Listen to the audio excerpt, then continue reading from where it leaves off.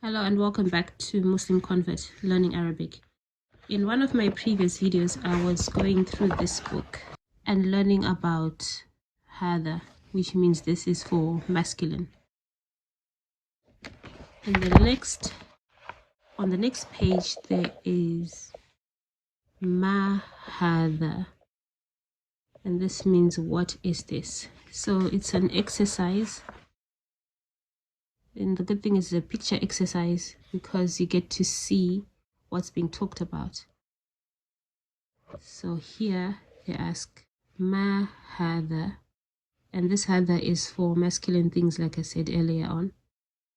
And then hada baytun, this is a house.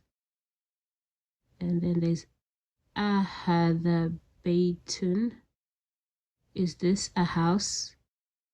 Na'am, hada baytun.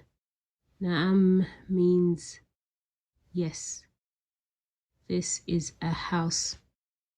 So it goes like that for all the other things here.